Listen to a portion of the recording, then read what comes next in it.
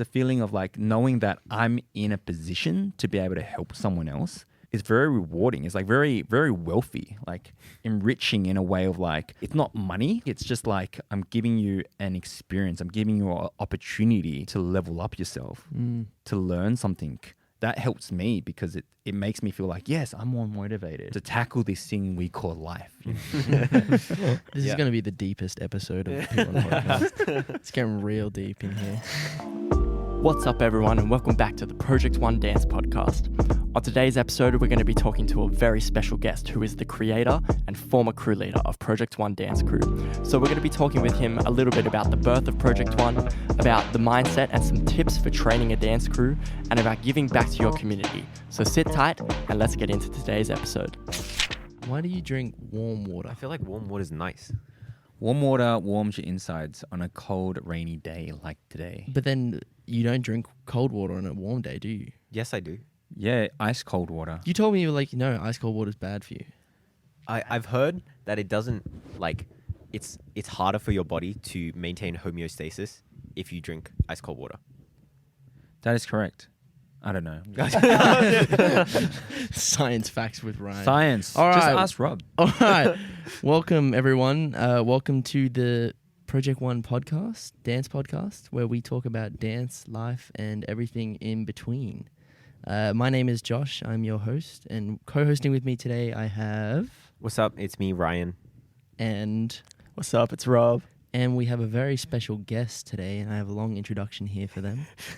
So special. He is the director of Project Beats, a yoga instructor, a DJ, an event organizer, a personal trainer, a chef, an actor, a model, and most of all, he is the one and only Project One crew leader. It's Chippy Lo. It's Chippy Lo. What's up? What's up? Glad to finally get on one of these podcasts. Glad to be invited, actually. We finally got you on the podcast of the crew that you used to lead. Because for those of you who don't know, Chip was our crew leader for quite a few years. I'd say 6 or 7 years. I'll say 5. 5? Yeah, I'll say 5 years. Feels like it's been way longer. Yeah, I mean, like this particular Project One group, yeah. This 5 particular years, one, yes. Yeah, I think 5 years. Okay. So this is also something I think a lot of you might not know is Project One existed before us, and Project One is completely Chip's brainchild. Yes, completely my brainchild. We just took it as our brand. Yeah, it's okay. We just stole it. Just stole it from me. Took it and ran with Yeah, it. took the whole entire ideas, philosophy around it. He actually takes a cut of everything we do. No. If only. Small If only. percentage. Yeah. Yeah, Look, if we got paid, Chip, maybe. It's all love, right? It's all love. Yeah. No, but yeah, Chip's been a massive part of Project One's journey. We definitely wouldn't be here if Chip hadn't 100%. sort of taught us what we know today. Even brought us together. Chip is the one who auditioned each of us individually, Exactly. brought us together, created the crew that is Project One now, and, you know, put in the work to train us from stupid little kids to Stupid, less stupid adults. Stupid adults. Yeah. No, it's been great. Training you guys, watching you guys grow up. Like, you know, definitely everyone's changed. Which is good, which is for good or bad. Which is what it's supposed to be, you know. Yeah. You're supposed to change as human beings, right? Some good, some bad, you know. Some people good, some people bad. What? He's not going to tell us who he's talking about. No, though. it's all in my own mind. Yeah. It's all love, really? You might know. Really? You might know. Right? Yeah. It's Josh. It's all good. It's all Josh. good. It's Yeah. I'm the bad. It's just Josh. He's always been the headache child. The headache child of the group. Wow. Yeah, but I would he's like to say I'm less of a headache now. He is. He actually is less of a headache. I mean, but like, what's 100% and then 99%? That's still less. I think it's because I don't train Project One anymore. You probably, you probably don't have to deal with any of my. Sorry, I was gonna say crap, but like the worst version of it. Beep it out, guys. Beep it out. Beep it out. I forgot Beep it Rob out. can do that. I will say Don't the make- other day, we were having a conversation. We were having an important Project One conversation. We were. And this is something you do, Josh, that I've been meaning to bring up with you. Sometimes do it now. we'll just be talking, and then you'll just start talking about Yeah. something else. You'll just be something like, not important. so anyway, the other day I saw a dog, and I was like, I'm talking. I'm literally talking about a This is business a thing. no- And you know what? You know what this reminds me of? Like, I teach a junior crew called One for All, and also another junior junior crew just called Junior Crew, and they do exactly the same thing. Maybe Josh, you're supposed to be. So in the you're junior saying crew. I have like the strength to hold back talking in the middle of a conversation I'm not saying it. It's at the fact. same level of a junior crew. Yeah, I would say so. I would say so. But your skill is definitely not a junior On crew par. level. Thank you. I'll with take you. that. Of course, I'll Josh. take that. I'm joking. I wouldn't have you any other way. Thank you, Ryan. Yes. No, I know it's an issue, and I'm working on it. But that's what makes Project One interesting. Yeah. It'll be so quiet without Josh. true. Project One will be so Guys. quiet without Josh. Thank you. I appreciate that. That makes me feel a little bit better.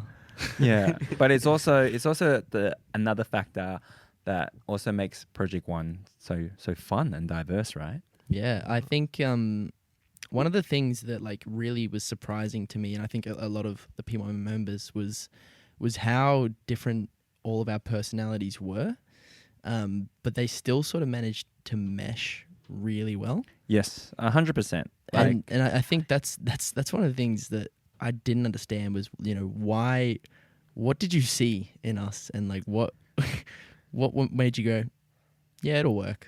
To be honest, when I first trained you guys, I'm like, oh shit. Sorry, beat that out. I was legitimately thinking like, oh my God, this is going to be hard. However, looking back on it now, thinking of how crews, because obviously now I have more experience in training crews, it requires a lot of different personalities in order for a crew to last long, not necessarily work.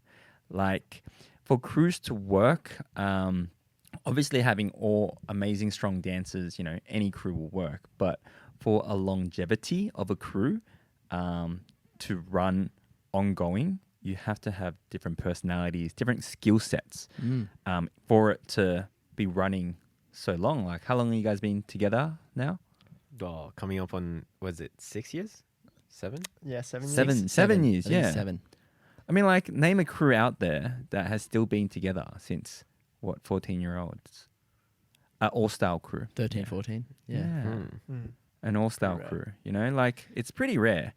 So, yeah, it's whatever you guys have with terms of personalities, like, it was meant to be. Yeah, it's just hard on the crew leader to manage. Everything else, like, you know, it just worked. It just worked. Did you see that when auditioning each of us individually? Did you pick us and try and see like, oh, these people can work together, or is this something you kind of discovered while training us? 100% it was not planned. 100% like honesty right now is that when I was doing Project One again, in terms of like auditioning people to go into Project One, it was all just about, all right, how many people can I fit into this crew? And obviously before this Project One group, there were other Project One members, Taylor, Marie, Rob. Rob wasn't in Project One, I don't think. Was Oh he yeah, not? Rob thought he was, was. then he left. But yeah, back then it was just more about keep recruiting people into Project One because Project One will be my most elite crew. However, at that time when I was thinking about doing Project One, there was also all these other projects, which was Project One, Project 2, Project 3, Project 4. I only got up to Project 2, not counting Project 3 and 4. And you're like, I'm done with the name. But the whole idea around it was, just trying to like get people to be in the crew. But it wasn't until, I think it was one of the performances that you guys did at, I think it was Salsa Ball, that I saw you guys mesh with each other. And I'm like, hey, this could work. Even though skill sets and skill level was drastically different. And it was so hard to train, like super hard. Like just having Josh in the crew alone was a challenge. Get alone, like having everyone with like different skill levels and things like that. Definitely it was a huge I guess, learning curve for me as an artist and also as a crew leader to choreograph certain things that is challenging, but at the same time that everyone can still do, that can still be put on stage, and obviously, you know, being able to have the success that you guys have with dance competitions was challenging, but definitely learned so much from it.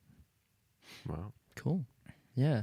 I mean, like, we can see from our perspective the journey that P1 went through, and like how and like from an insider's perspective, how our personalities all mesh, and like we have our own little relationships with each other, you know, just like as examples, you know, like Rob, Ryan and I here, we're the only three who mainly run this podcast, and, you know, Rob takes care of audio. You have the different I have, relationships. yeah, you know, like we all have our different Yeah, relationships yeah, with of our course. members. Was there any that you saw who like, you were like, I don't know if that's going to work, but like, I mean, it's working so far. But we're pleasantly surprised. Yeah, surprised. like you, was there any point in the beginning or early years of Project One that you were like, maybe it's not gonna work? All right. This is where you In get all truthful. This is honesty, where you get truthful with us. It's So okay. the The truth truth. can come out. The truth can come out now because there've been so many years, guys. But honestly, in terms of personality-wise, I never really doubted you guys being together. I think there was this one, really, really early training sessions that when I was finalizing this current Project One crew, I was trying to, I remember I was giving you guys a routine to do, and I think it was a breaking routine on some top rocks, and trying to figure out whether or not you guys will be able to execute it, and whether or not who had the determination to do it. And I think Josh, when I first saw Josh do it, I was like, oh, maybe I made a mistake. Maybe he should have just been in Mega Beats instead. Maybe I promoted him too early. And I'm like, oh, maybe I made a mistake. But then at the same time, I'm like, but I love this kid. You know? This kid is so fun to teach. Like, it's also like it's frustrating, but also fun at the same time. And I'm like, no, time will tell. Time will tell. You know, he'll be able to keep up. And I think it wasn't until 2 years in. Yeah. I think it wasn't until 2 years in that I'm like, oh, yeah, he's starting to catch up now. All right, good. I'm glad he's still in it. And Thank you for sticking with me. I just like, I'm like, I believe. I won't give up on him. Right. But in terms of personality-wise, I never doubted any of you to not work well with each other. And I think it's purely because you guys are all, I guess, mature in a sense that you will get things done, and you all have a sense of really good professionalism. Yeah, really good professionalism. That's a huge compliment. Wow. Thank you. Yeah, that's very Yeah. nice. I think, like, I don't know if you feel this way too, but I think for us at least, and for me, that it felt like you treated us like professionals, and that in turn made us want to act more like professionals. I don't know if I treated you guys very professionally. In a sense, like looking back on it now, I didn't really think about treating you guys professionally. I just didn't want to mess up.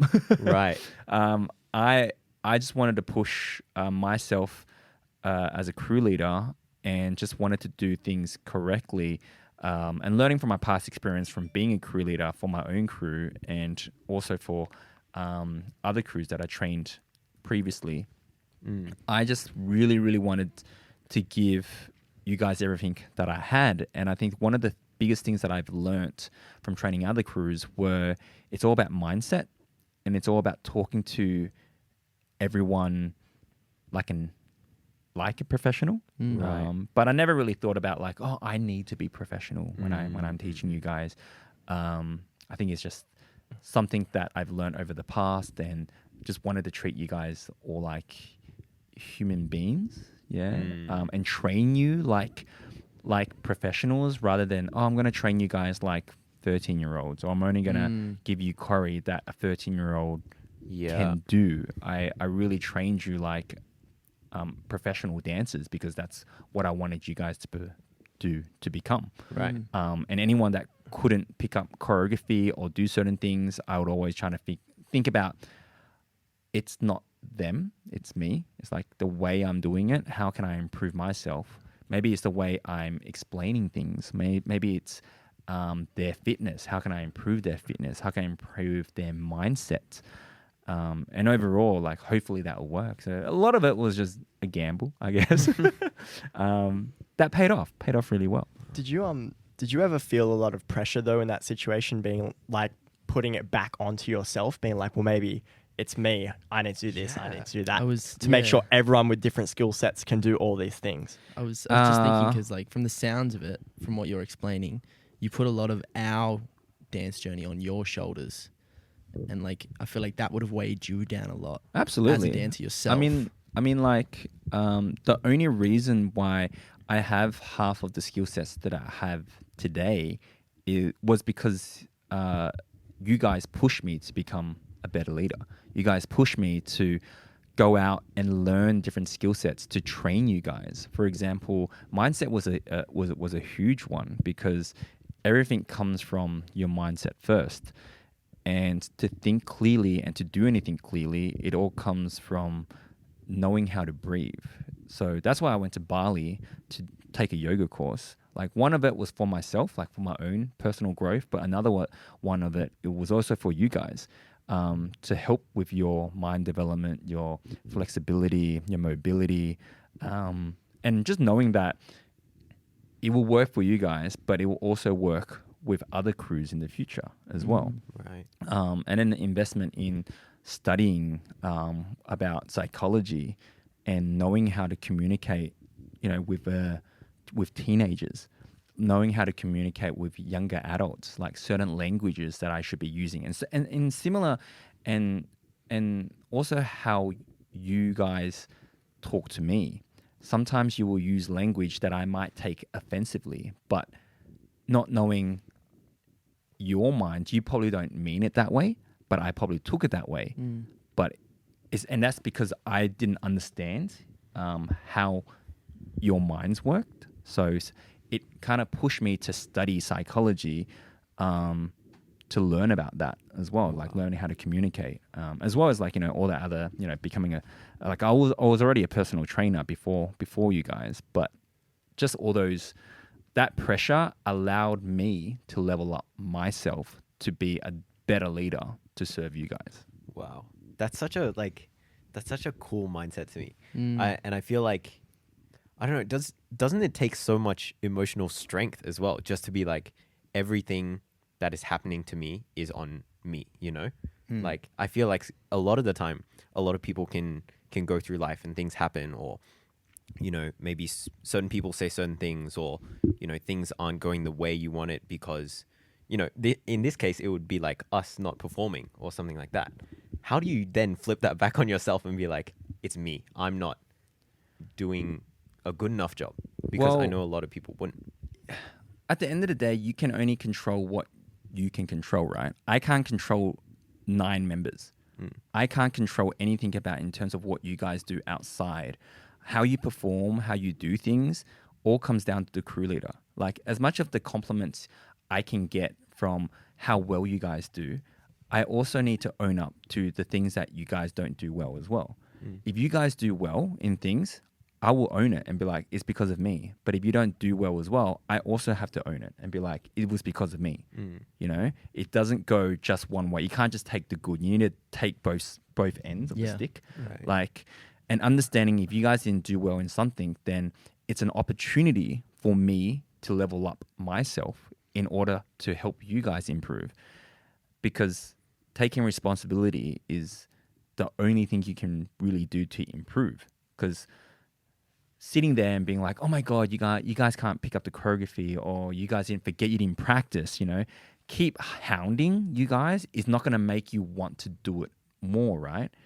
The reason why you guys can't pick up the choreography or not training that hard has to be because of something that is going through your life, or something that is happening of how I'm explaining something that causes you to not perform that well. So if I can understand that, then I can better teach you and serve you. So it is heavy in terms of, having to understand all 9 members, but at the same time, it's a skill set that I have with me forever. Wow. Yeah. So that's all I think about is like, how can I better serve the people that I teach?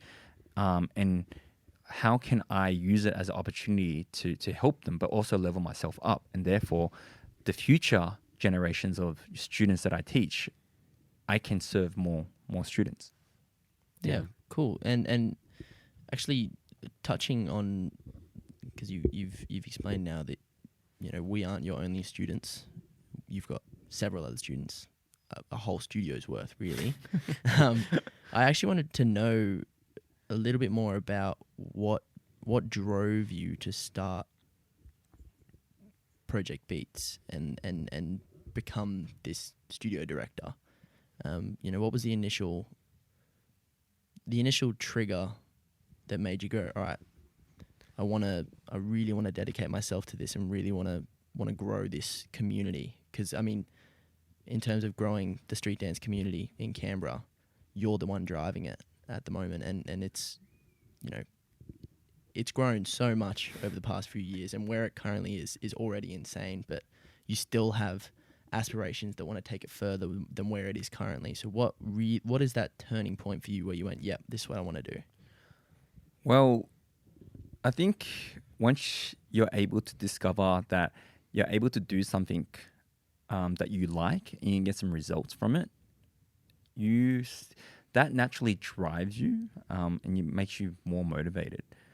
And instead of in terms of Project Beats, like obviously, if listeners don't already know that Project Beats used to be a dance crew. Like we were only a dance crew. We competed. We had ideas of making into a dance studio, but it never really got anywhere. And I started Project Beats with someone else. And then when that person decided to leave, I guess that was a really big driving factor for me. It was like, I can either sit here and cry about it and be like, oh, this business partner of mine has left, don't think I'm good enough, and just cry about it. Or I can be like, all right, let's try and make it work. Let's try and make things, let's try and serve our community, something that our community doesn't have. Because back in the day, Project Beats wasn't just about foundations, wasn't about street styles. We were actually really into choreography. And I'm still very into choreography as well, even though I don't do as much of it anymore. But we used to enter competitions purely just with creative choreography and still win competitions like that. And even though now we're known for foundations and street styles, when we first started Project Beats, it was all about creative expression. However, after my business partner left, I kind of changed my perspective a lot about what is missing in Canberra. Because also when I went to Worlds, HHI Worlds, I also was the first time that I was introduced to street styles and parties and the culture aspect of street styles. And that's one of the things that really motivated me to improve myself as a dancer, to learn all those different styles. But at the same time, it wasn't until I heard an OG dancer from Sydney mention that Project Beats has no foundations, no styles at all. That's when it kind of drove me to be like, hey, maybe we can be that studio that can do all that. And thankfully, I had such amazing friends around me that wanted to be a part of it and saw my vision, like Jackson and Mal. Like, there's no way that Project Beats would be where it is today if it wasn't for the help of Jackson Mal being, taking big loads off me with developing popping and hip hop and house, and brought it to Canberra and, sharing it in Project Beats. Like, it was definitely them that has helped, shape Project Beats to what it is today. Like, definitely it's not just one person's effort. It's Jackson Mal, Taylor Marie, Rob, and even Project One to make it to what it is today. I own it all to the whole everyone that was a part of it at the very start, back when we were still in the community hall. Wow. Yeah. Like it's just so clear to me. Like, I think it's so cool how you have the mindset of you want to give all these things to all these people. And I think I've seen that ever since I've known you, ever since I met you. It felt like you always wanted to just give like as much as you could to anyone that you could. But in that same sense, you're not doing it for the love from those people. You're doing it for the love of giving and for the love of, growing the scene that I guess grew you in some sense. Yeah, like, I don't know, like every time when people say like, oh, you give so much, like, to me, I don't really see it as like I'm giving something. I'm seeing it more like, what is stuff that I needed when I was your age that I didn't get? And if I did get it, where would I be today? Because my upbringing isn't the best upbringing, and support was didn't exist in my childhood. So it's like, it always makes me imagine that if I had that person that I am today when I was growing up, how drastically will things have changed? Yeah. And I feel like majority of successful entrepreneurs had that childhood, something that happened in their childhood that have given them motivation to do what they are doing today. And that's exactly the same with me, is that I just want to provide opportunities and give things that wasn't given to me as a kid, as well as like trying to think of, it's a two-way streak. It's like, what can I learn from giving something to someone? Wow. Like, because it's a feeling that can't be brought. You know, it's a feeling of like knowing that I'm in a position to be able to help someone else is very rewarding. It's like very, very wealthy, like enriching in a way of like it's not money. Like, I'm not giving money or anything. It's just like, I'm giving you an experience. I'm giving you an opportunity to level up yourself, to learn something. And in a sense that helps me, because it makes me feel like, yes, I'm more motivated. To tackle this thing we call life. You know? Wow. That's awesome. This is going to be the deepest episode of It's getting real deep in here. No, that's really cool. I think it's interesting to see. Yeah, and I mean, like, if people do want to find out more about Project Beats histories, there's a PB documentary coming out. Yes, it's coming out in 2 weeks, actually. Yeah. So I think a lot of us soon. Ryan's editing it. Yeah, it's created by Ryan. So a lot of this documentary has been going on for 2 years now. Long time. Yes. Quite a while. Yeah. Yes. I think there's a lot of people who are really excited. Yeah, it's quite. It's a lot. It's a lot of story. 10 years trying to condense down into 2 hours, I guess. Yeah, definitely not an easy job. So yeah, props to Ryan for even taking it on in the first place. well, Sitting through hours of interviewing. But yeah, definitely my experience going through and editing it and interviewing everyone was pretty cool. Like, there's so much that I had to cut out just for the sake of time that I'm like, this is like gold. Like, this is so good. And extended cut. 15 hours. Maybe just release the full interviews. Maybe we can make it into a series. A series. Yeah, maybe we can get some sort of like Netflix deal. Hey. I don't think Project B is that famous. We got it. Don't worry.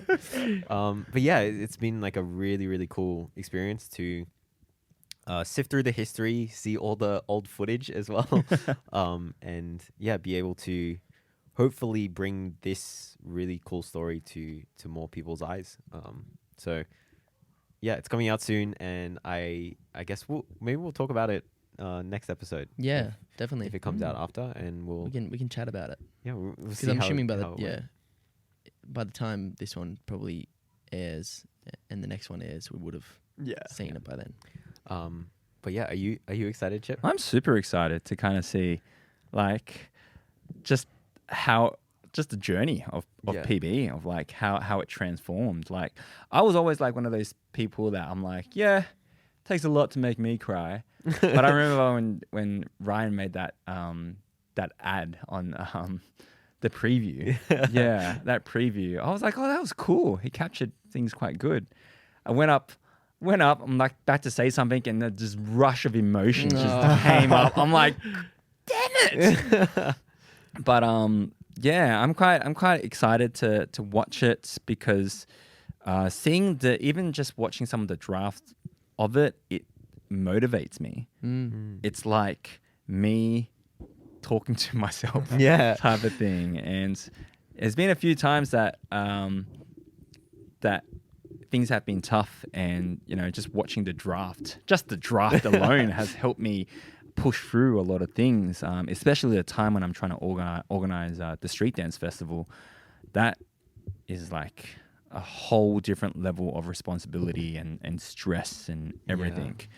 But watching the draft has helped push me through it. So I'm very excited to kind of see the final product of it, because the whole idea of it is obviously for everyone to understand the Project Beats journey and just to respect the studio a little bit, just to let everyone know how much work went in to get the studio to where it is today. Yeah. Just so that they appreciate being in the space a little bit more, and as well as just motivating and encouraging the next generation to kind of chase their dreams, to do what they want to do. Because anything is possible if you really want to put your mind to it. Yeah, I honestly do feel like there's a lot of gems in there, just in terms of life lessons and stories that, inspire. So, yeah, just like you, I'm excited to share it and for everyone to see it, and finally for it to be out there. Ryan's just happy to get the workload off his shoulders. Legit. No, it's gonna be good. It's gonna be really good. It's gonna be good. Like something you did touch on there with Street Dance Fest, SDF. Please do which explain is more. A new thing that you've been taking on. This is like our intro of you was a lot, but honestly, you do each of those things like to a very high degree as well. Like DJing, you're doing gigs up in Sydney, in Canberra, coming up and back. You're a chef, a fully fledged chef who fed Project One while we were on our HHI journey as athletes. Yes. All these things, and an event organizer, and then now even more so doing that with SDF. So how has that journey been with you, and how do you balance all these different disciplines? Wow. Balance? What balance? I don't know. I just want to, like I said, I just want to improve myself. I want to push myself as much as I can. If some of you, know the journey of or even know, Chippy Lo, back in the day, he wasn't like the most motivating, human being in the world. Actually, quite the opposite. Grew up, get into a lot of fights, hang around with wrong people.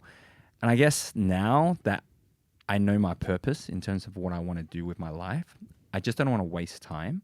And time is so valuable in life that I want to make sure that I capture that, and do everything that I love and that I didn't get to do when I was younger. So DJing is one of the biggest things. I've always been super interested in it.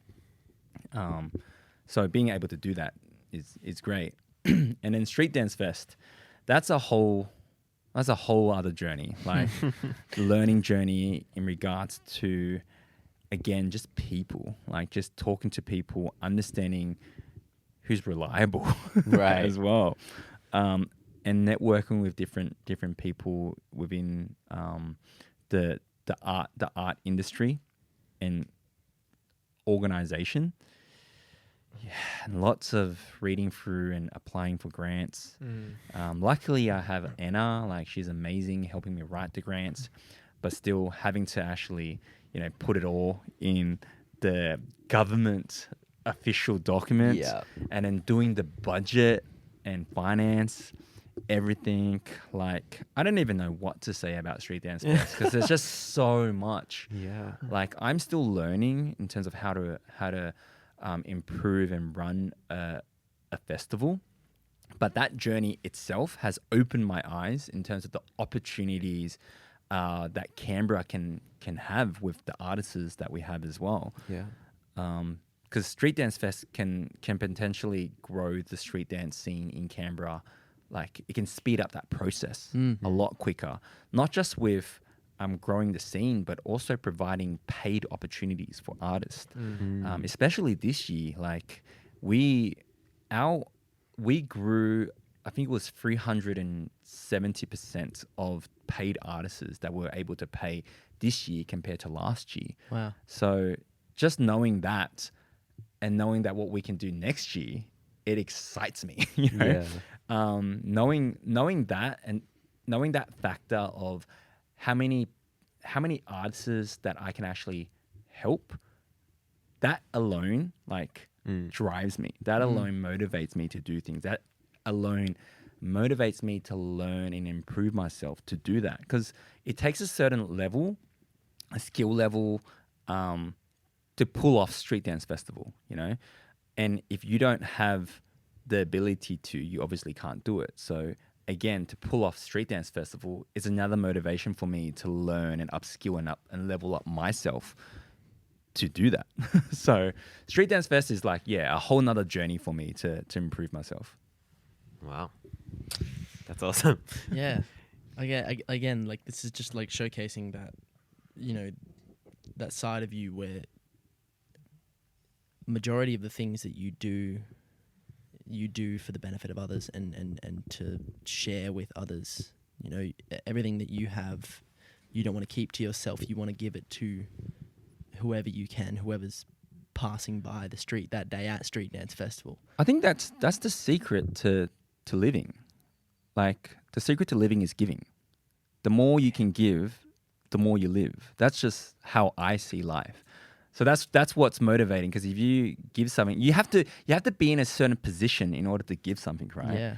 Like, no one that has no skill, have no value is able to give anything to someone, right? The more value you have, the more you can offer. So it's kind of like a two-way street. Is like, the better I become, the more I can give, right? And the more I want to give, the more I have to level up, you know? So it's like, I'm kind of selfish in a way as well, if you think of it in that way. They kind of drive each other in that sense. It does. It really does. Like, it kind of drives each other in a way that if I can have an unlimited supply to give, I have, you know, it just means that I'm at that level to be able to do it. And to reach that level, I need to keep improving myself so I can be at that level to keep giving. Wow. So when did you decide you wanted to stop giving to Project One and leave us? Oh. Huh? What a segue, huh? You've been listening to the Project One Dance podcast. Chip actually gave us so many knowledge bombs in this session that we had to split it into 2 separate episodes. In the next episode, he's going to let us know a little bit more about his history with Project One and about taking us to HHI Worlds in the US. So if you want to hear more from Chip, make sure you tune into the next episode of the Project One Dance podcast, where we talk about dance, life, and everything in between.